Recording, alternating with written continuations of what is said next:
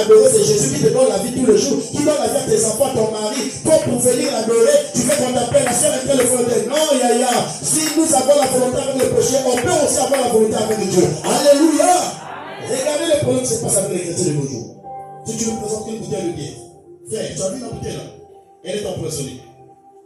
Malgré son amour de la bière, de l'alcool, le frère ou la soeur ne pourra pas toucher à cette bouteille empoisonnée. Pourquoi? Parce qu'elle connaît, parce qu'il le connaît. En prenant cette bouteille-là, en prenant le liquide qui se trouve à l'intérieur, je risque de ôter ma vie. Je risque de mourir, je risque de perdre ma vie. Alors, donc, qu'est-ce qu'il faut faire? Je ne dois pas comprendre.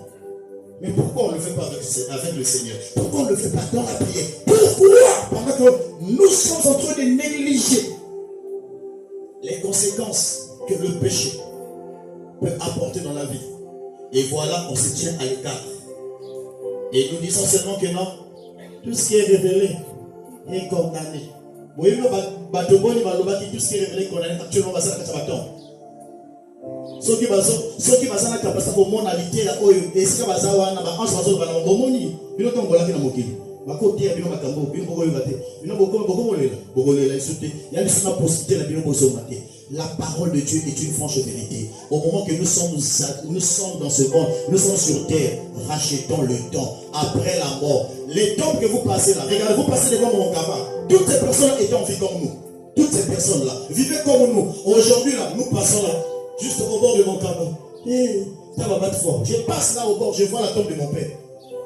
Mais je ne pourrais plus le voir maintenant si ce n'est pas seulement au jour du jugement. C'est pourtant dire, nous sommes ici. Nous prions, nous adorons Dieu, nous sommes dans la joie. Oui, mais nous ne vivons pas la parole de Dieu. Le jour où la mort va arriver, c'en est fini pour tout un chacun. Il n'y aura plus la possibilité de revenir et recevoir le salut. Pour avoir le salut, c'en est le temps. C'est le moment de racheter, de chercher à mettre sa vie en ordre avec Dieu. Mais la foi, elle est juste pour le mariage. La foi, elle est juste pour le travail, pour l'argent. La foi, juste pour avoir une bonne santé, pour avoir les enfants, pour avoir le voyage, pour avoir les examens.